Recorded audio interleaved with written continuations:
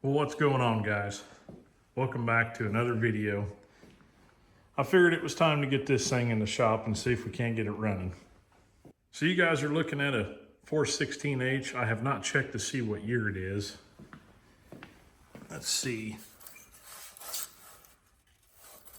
Nah, it's pretty worn. At some point I'll look and see if I can get you guys the year of this thing.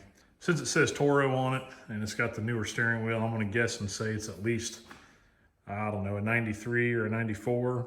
Could be a little bit newer. Now the story with this thing, before we get into the details, I had a good friend of mine reach out to me. He's actually a fan of the channel. He called me up and he said, "Hey man, do you want a Wheelhorse?" I was like, I don't really need another one, but what you got? He said, "Well, I've got this mint 416H. We don't need it no more. It's been in the family. It's been sitting for a while. If you want it, you can come get it for free." I said, "Well, absolutely, at that price." So I put the trailer on the truck. I drove about, 30 minutes or so to go pick it up. As you guys saw in the thumbnail, it also came with a very nice dozer blade, snow blade, whatever you want to call it. Now, the way he made it sound is that the worst issue with this thing is the fact that it's just an older machine. They definitely used it. He did mention that there's something going on with the fuel system. I believe they had to bypass it or something. He said it'll run off a temporary tank. So that's what we're gonna check and see.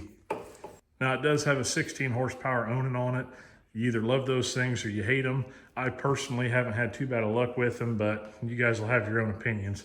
The other features, this thing being an H model, it does have the hydrostatic transmission. It also has the hydraulic attachment lift up here. So I don't really have a plan for this machine yet. The main thing is I just want to get it started, see what kind of mechanical issues we might have with it. If those end up being good, we'll probably work on some cosmetic issues. We'll just we don't want to rush into it. We'll just see what we got going on. What I would like to do is get it straightened out, get everything working on it pretty good, get the dozer blade put back on it, and see if we can sell this thing, and I don't know, see if we make some money off of it. Let's go ahead and get this hood opened up.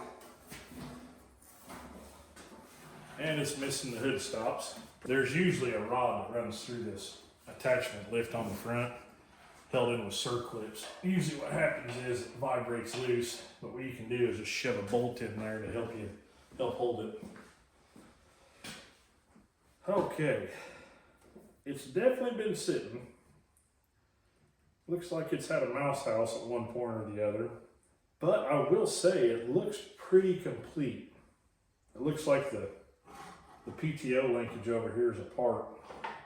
Nothing we can't handle. You know, the battery don't look that old. Oh man, they spent a big money on the Duralast brand. Let's go and get this air cleaner off and see what we got hiding under there. Looks like there's definitely been some kind of critter moving around in here.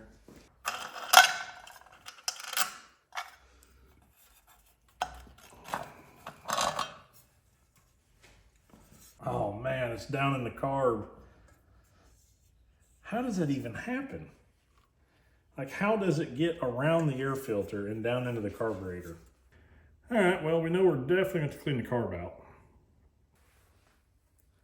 Air filter don't look that bad. Since I already got the crisp wrench, check the oil. All right, there we go. That's more gooder. Right way, halfway in between that. It's a little low, but not crazy.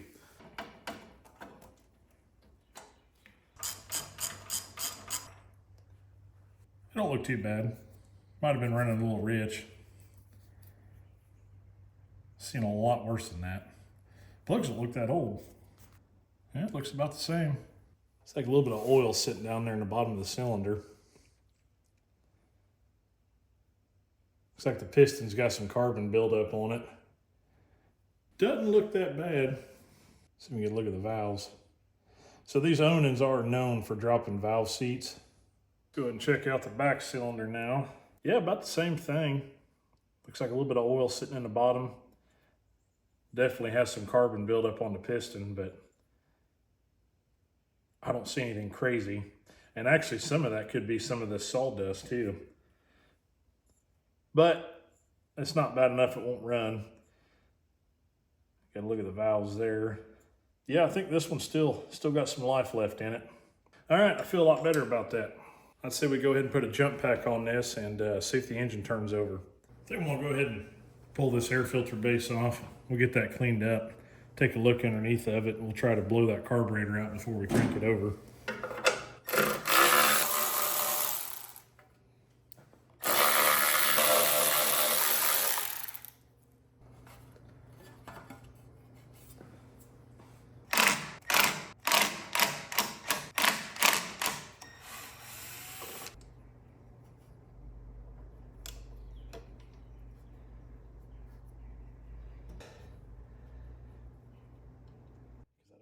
Kit.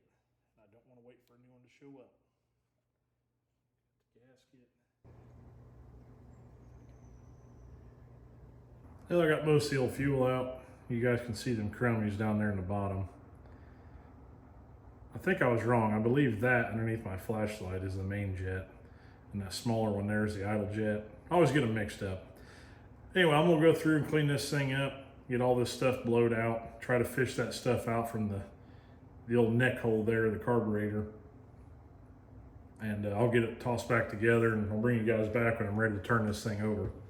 All right, I got the car put back together. I did go ahead and clean both jets while I had it apart. I didn't want to bother filming it because you guys have seen me do it 20 times now. So I cleaned up as much of that sawdust as I could. I do think some got down in that intake. I don't know if it did. Hopefully it's not a whole lot, but spark plugs are out. I'm just gonna turn this thing over, hopefully, and we'll see what it sounds like. I also have my test light hooked up to a spark plug wire. Unfortunately, I'm pretty sure the last Murray I worked on, one of the last videos I did, I think I actually left my spark tester on that mower when I sold it. So unfortunately, I'm gonna have to buy another one. But the test light should work fine. Now, unlike most of the tractors I get in here, this one does have a battery in it and it doesn't look that old. It's probably dead, but I got me a new tool, and longtime viewers of the channel will know how bad I've been wanting to get one of these things. I got on the old Amazon and I got me one of these new jump packs. This one went on sale. This is a 6,000 amp. Normally it's kind of the pricier unit. It was on sale. I can't remember. I think I paid right at $100 for it. Good quality unit. I will put the link for this in the description like always, so if you guys decide you want to get you one, you'll know where to find it. But I particularly like this unit because this one has got a forced start function, whereas a lot of them, if it doesn't see a load, it won't actually let it put voltage out. But this one, you can force it through that so you can jump start something with no battery. That was the main reason why I bought this one over the cheaper ones. Well, the dashboard lights light up. That's a good sign. See what happens here.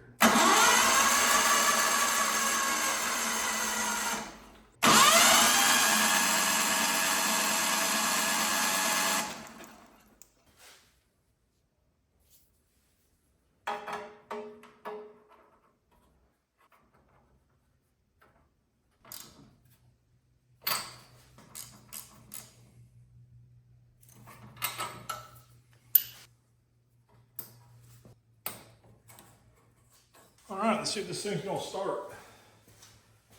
For now, I'm just gonna hit it with some ether just to make sure it pops off, and if it does, we'll worry about getting some gas to it, making it run a little bit longer. All right, fire in the hole.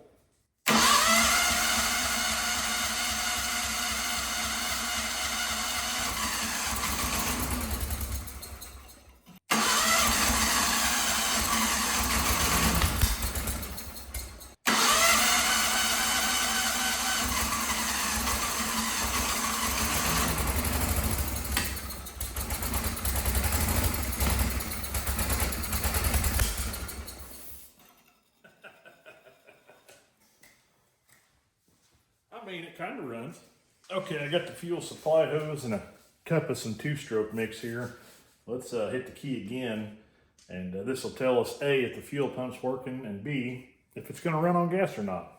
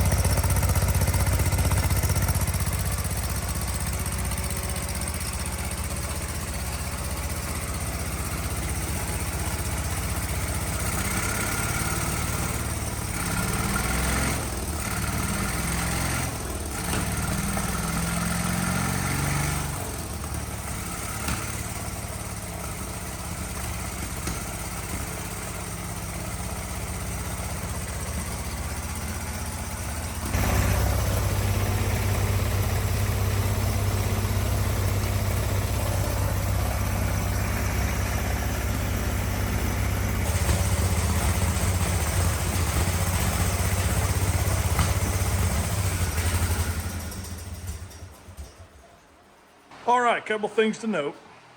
Transmission does work. I managed to check that before it ran out of gas. Second thing is I need to make sure I secure my fuel cans a little bit better because that dumped everywhere when I wasn't looking. Third thing, you guys can't smell it because technology hasn't gotten to that point yet, but it reeks like raw gas in here. Also why I have that noisy fan on. So that kind of concerns me considering I don't have an air filter on it. But it kind of rules out an intake leak because if it had an intake leak, it would be wanting to run lean.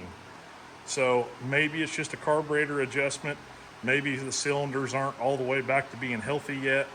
That's why it's running rich. I don't know. That would explain why the plugs look fouled out. So before we try to fix something without really knowing what the issue is, I say we get it put back together, get that fuel system lined out, and we'll let this thing run for a little bit. And then we'll see what problems come up. So I think the best place to start, I'm gonna go ahead and get this battery yanked out of here, get the old trickle charger put on it, and let that start charging up. This right here is the old fuel line that runs the tank at the back. They're kind of tricky to fish in and out in the tractor. I think the best thing to do after the battery's out, we're gonna have to pull that seat anyway to address that seat spring. It's only like 6 bolts to pull the seat pan. And that will also give us access to the fuel tank if that needs cleaned out, if that's what the problem is, and it will give us access to run the new fuel line. So enough talking, I'm gonna get some tools and start tearing all this stuff off. I'm always happy to see a battery hold down that still exists. It seems like when people change batteries, they just take those and they throw them as far as they can and they never make their way back on it.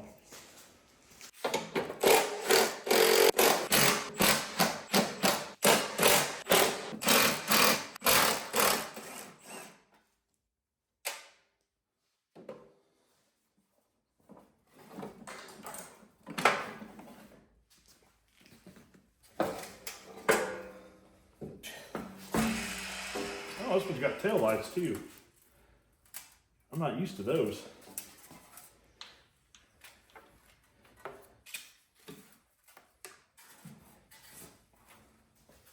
Look at the years of buildup and grass and bugs and mouse crap.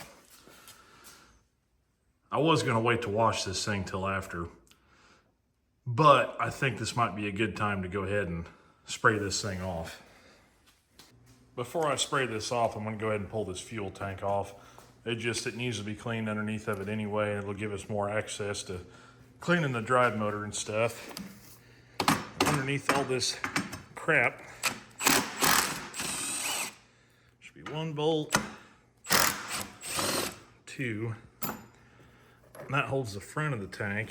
Now, unfortunately, Wheelhorse doesn't have too many hindsight situations. But there's 2 bolts, one on this side and one on this side that bolt the tank from the bottom. This side's no issue. This one, the drive filter's in the way. I kind of went over this on the 314 build, so I'm just gonna go ahead and snag that filter off there. I already have a new one. I plan on servicing this anyway, so we're gonna get that filter off, get the other bolts out, pull the tank, wash it, yeah.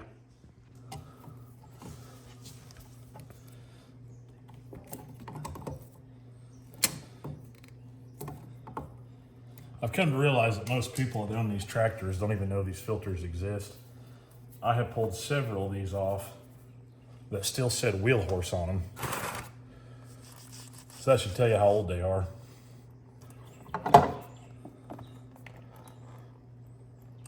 Yep, look at that. Toro Wheelhorse. That right there will date this filter. You guys will have to tell me. But they closed their doors in early 2000s. So unless this was a new one on a shelf somewhere, this filter's probably 20 years old. It always cracks me up. So with that out of the way, right here is the bolt we got to get out of there.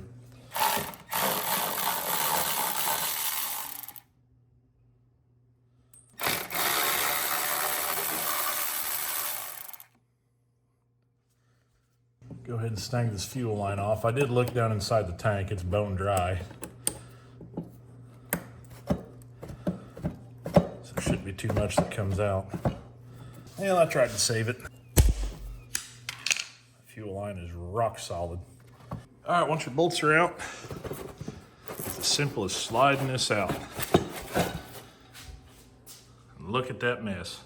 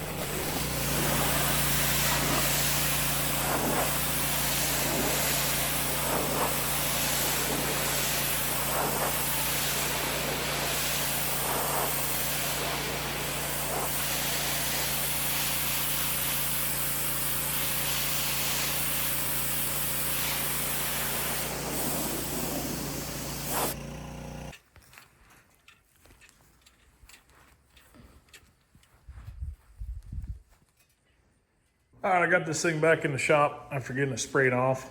I am going to go ahead and replace this fuel line. You guys can see why I pulled this seat pan off. Just gives you a little bit more room. It runs up here next to the hydro motor, and it actually tucks in behind that side panel and goes out front to the engine.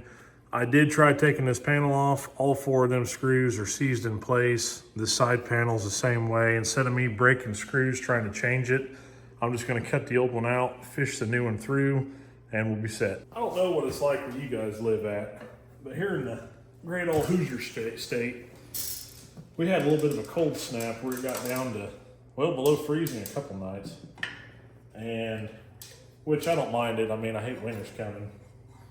But it's warmed up again. It was almost 80 today. And I don't know if that's what's causing it, but these flies are everywhere out here.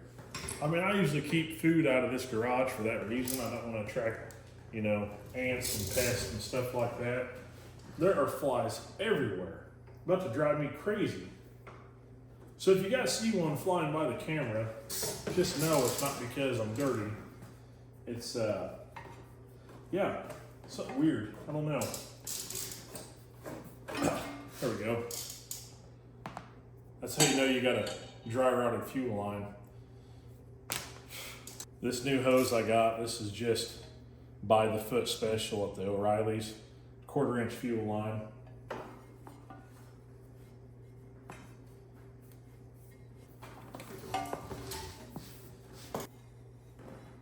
I'll wait to trim it till we get the fuel tank put back on.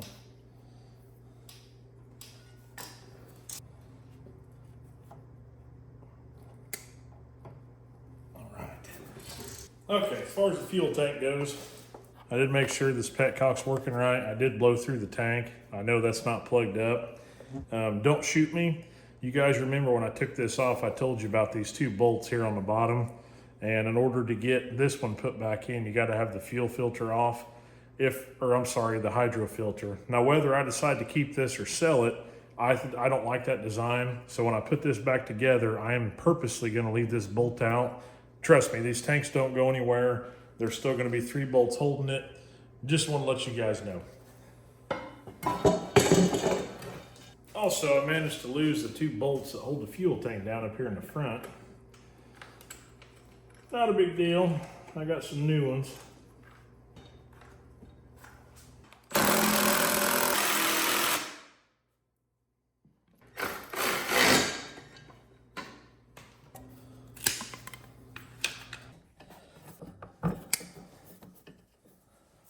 Well, since we went ahead and replaced the fuel line coming from the tank, figured we better go ahead and replace this other small piece. And I noticed there's no inline fuel filter, which is probably what used to be here. They were probably trying to diagnose what was wrong with it and put a splice in it.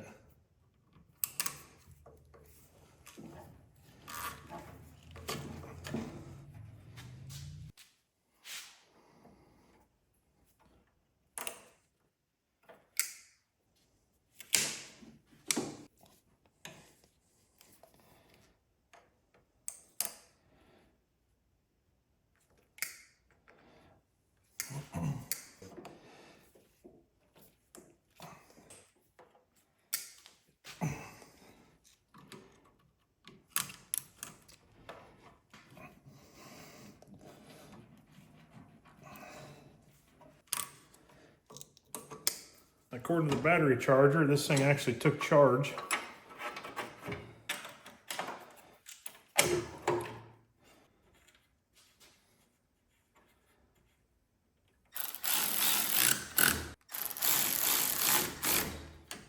All right, I think we're ready to try to crank this thing. You guys keep an eye on this fuel filter. Hopefully it'll prime up pretty quick. Here we go.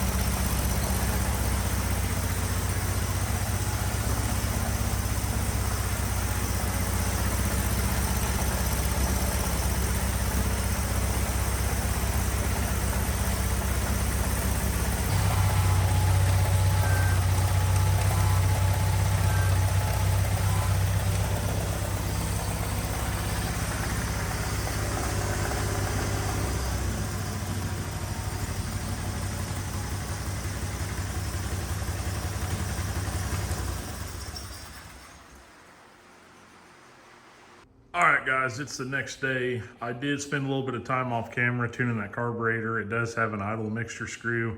That's definitely helped clear up the rich smell. I think it's running a little bit better. And honestly, if this thing sat as long as I think it did, it should hopefully continue to keep running better. So, like I said, I don't want to go too crazy and tearing stuff apart, trying to fix something that might not need to be fixed. So for now, I'm gonna go ahead and throw the air cleaner back on it.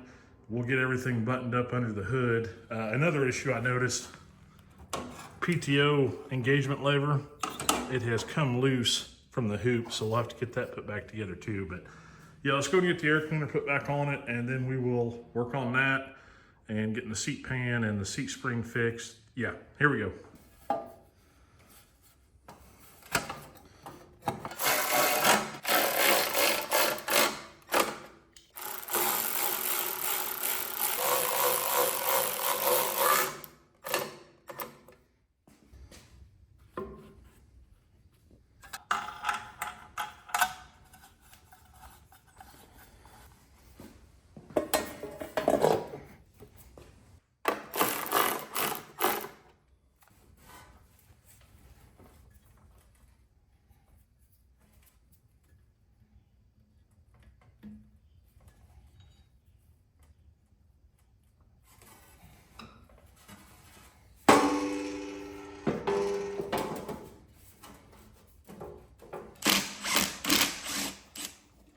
You guys ever worked on one of these seats? They bounce all over the place.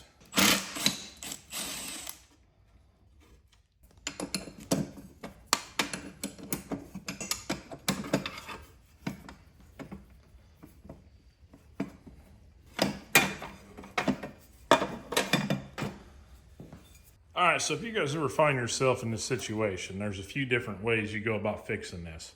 Now there's the right way, which is you find a good used replacement, throw it on your seat, you're good to go. The other option, which is technically the free option.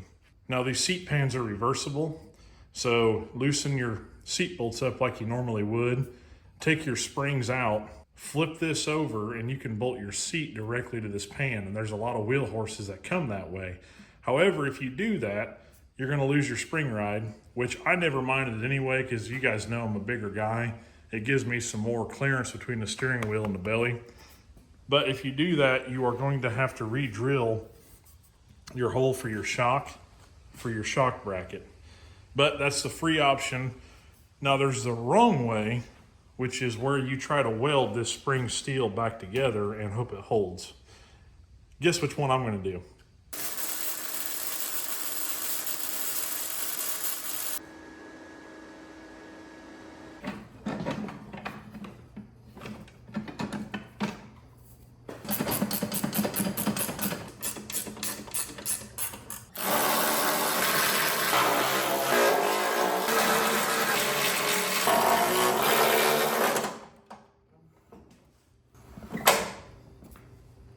Well, I'd call that a success. Yeah, that's going to do it for tonight. I think tomorrow we are going to work on getting the engine oil changed, get the new filter put on, and get the rear end serviced as well. So I will see you guys tomorrow evening. All right, it is the next day. Oh, that wasn't very tight. Anyway, we're to go and get this oil changed. I had this thing running for about 5 minutes, get some heat in it. We'll let this drain out.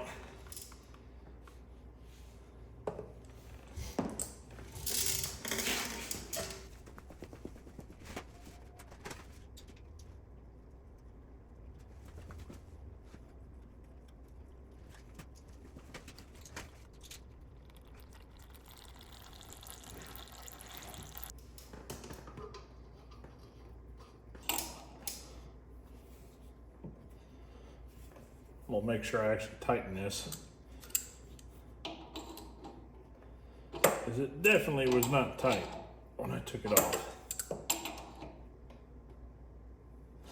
Good enough. Right, now we go ahead and move on to the filter. This one already has the oversized oil filter on it, which is pretty cool to see.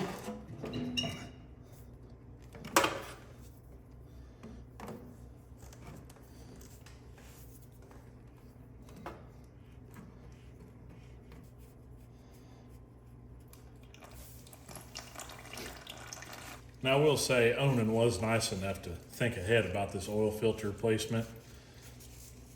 They put a nice little shelf molded into the shrouding on the engine right here.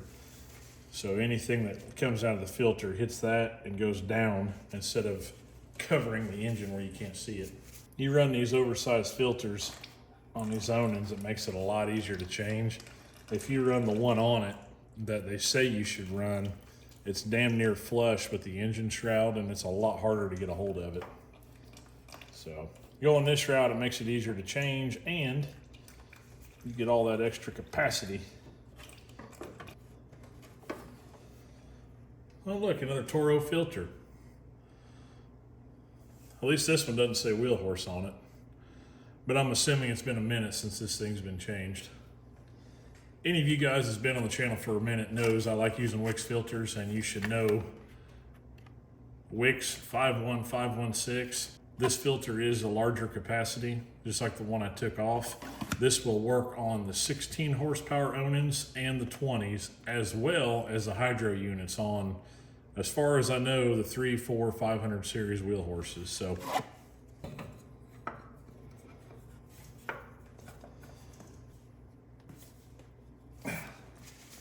now, when it comes to oil, I am far less picky.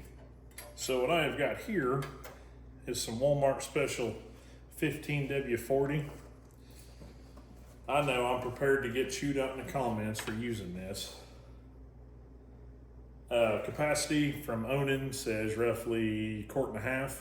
So that's what we will start with. And we'll pull the dipstick and check it. Might have to put a little bit more in because of that bigger oil filter, but 1.5 quarts is a good baseline.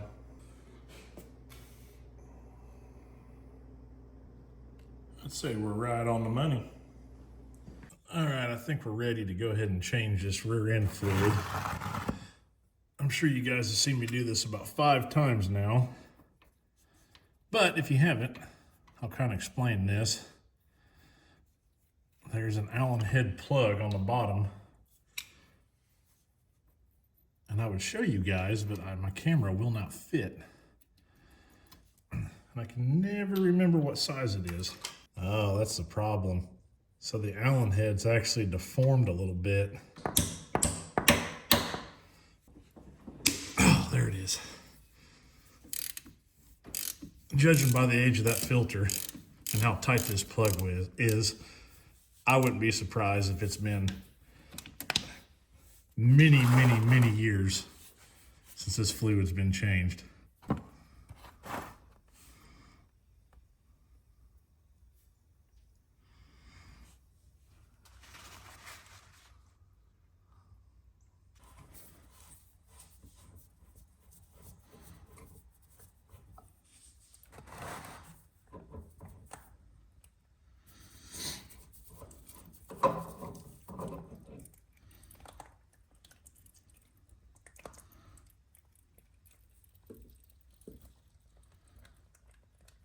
Like I said earlier during the oil change, Wix 51516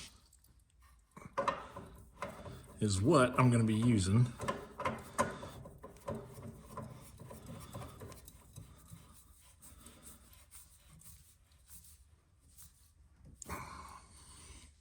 There's this drain plug I was telling you guys about.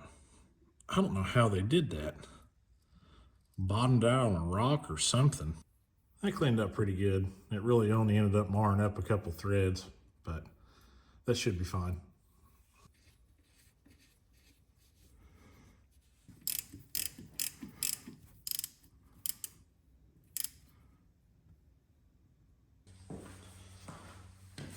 As far as oil goes, the hydro units call for 10W30. I will also add that these can be an absolute bear to get vented when you're filling. So we'll see how this one goes.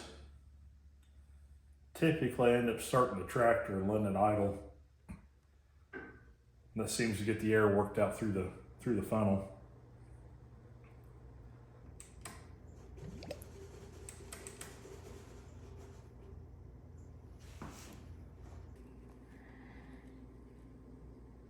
All right, we got all the servicing out of the way. Let's go ahead and throw this clutch back together. There's normally a quick clip in here. That way you can take it apart without any tools. I don't have any of that size right now, so I'm just gonna use a 1/4-inch bolt. You don't want it to be super tight either. You want it to have a little bit of give. That way it doesn't bind up on you. So I'm just going to make sure that this nylock is fully seated. We're gonna call that good enough. Just break loose.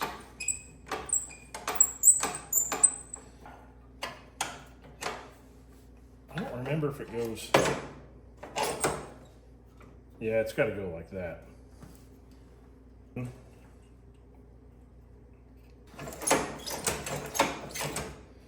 Well, I've been putting it off long enough. I need to go ahead and do something about that flat tire. But before we get into that, let's take a minute to talk about the sponsor of today's video. I just want to say a special thanks to Temu for sponsoring today's video. Now, I'd heard of Temu before they reached out to me, but I'd never used them before. After browsing the app for a minute, I realized they had a lot of stuff that I use on an everyday basis out here in the shop, and I wanted to get some of it here to try out for you guys. Now, before we get into the stuff they sent me, I just want to say that they have given me a couple codes to put in the description. You guys can actually follow those to download the app yourself. Included is going to be a link to all the items I'm about to show you today. For new users, I believe you're going to get a couple extra discounts, and you'll get one of the items in my list for at a discounted price. A couple things I just want to talk about Temu that I did not know. Unlike Amazon and other ones where you have to pay a monthly subscription to get the free shipping, if you get an item from Temu and it's sold and shipped by them, you get free shipping. Most things, if you spend 20, 30 bucks, you also get free shipping. Now, a lot of the risk, I'm sure a lot of you guys feel the same way. You don't really know where your money's going.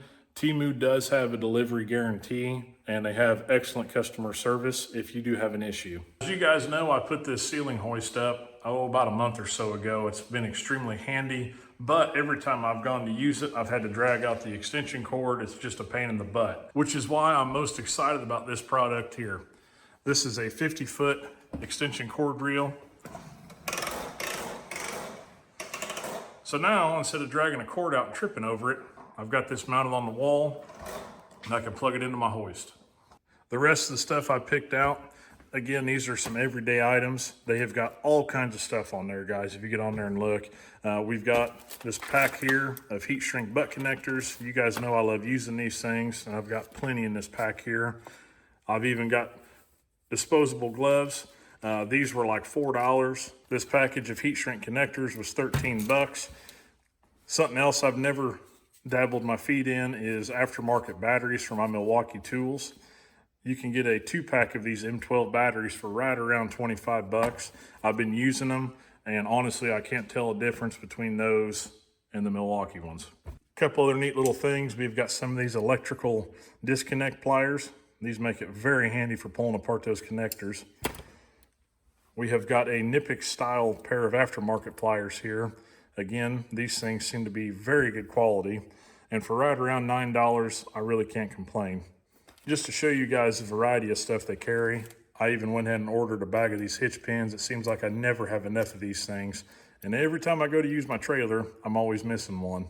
And what kind of YouTube garage would this be if I didn't have one of these viral clocks? High visibility, I can see from anywhere in the shop. It's also got the date and the temperature. And for 12 bucks, I mean, come on. Again, guys, I just want to say thanks to Temu for sponsoring today's video. If you're on the fence about it, I highly recommend giving them a shot.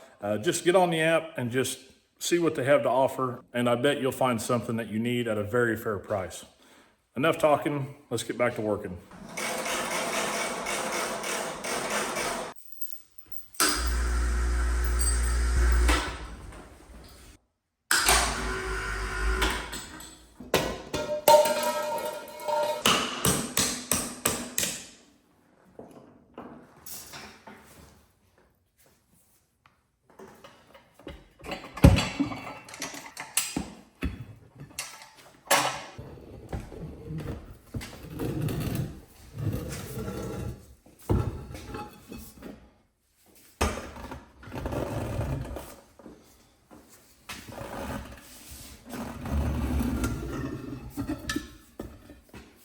Well, that wheel is actually in really good shape.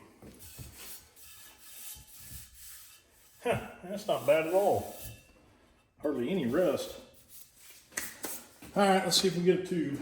Also, I'm a dingbat. You don't have to take the tire completely off the wheel to put a tube in. I don't know what I was thinking. Oh well.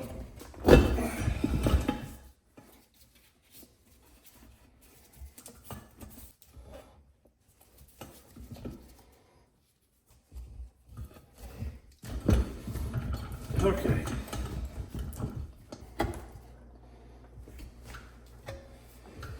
All right. We're in the home stretch now.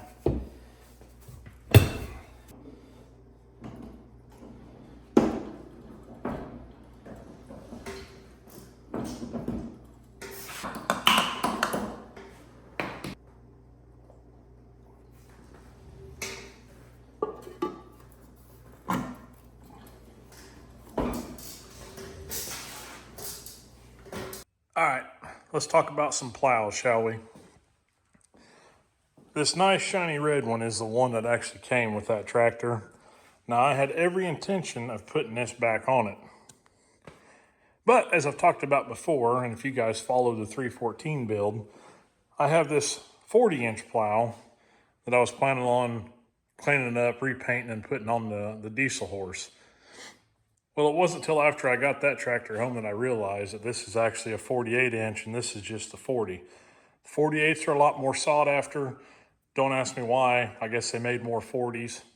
So now what I'm thinking about doing is putting this old plow, and there's absolutely nothing wrong with this thing. I was actually planning on using it this winter just like I did last winter. I just kind of want the 48 as an upgrade on the 314.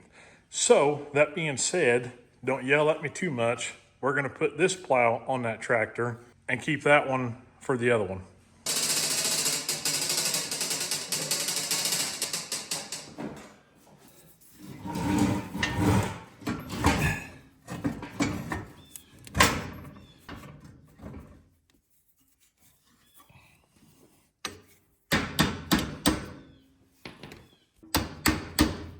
This bar here, this is actually the same bar you use if you had a mower deck. So you got two options when you mount one of these dozer blades. or snow blades. You can either mount off the mower deck lift, which gives your plow the ability to float. But if you ever want to put down pressure on it, like if you're trying to cut grade, you don't want to use this chain bar here. You actually go up a little bit higher to go to the pinion or the trunnion up there. Now, since this tractor is already set up this way, I'm going to go ahead and put it back this way. Normally, I hook the attachment bar direct to the trunnion. That way I can put down pressure if I want to. But in this case, I'm not going to. It'll work fine just like this. Just something to keep in mind.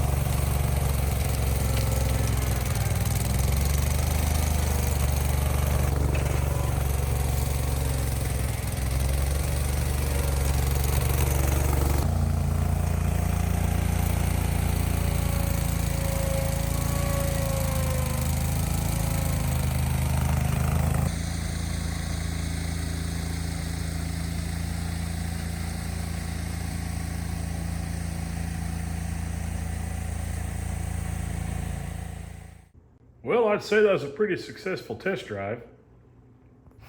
Well, guys, that's probably gonna do it for this one.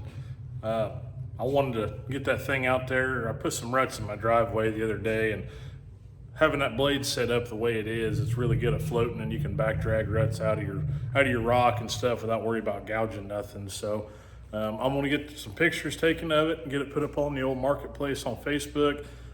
Probably gonna ask $300 for it.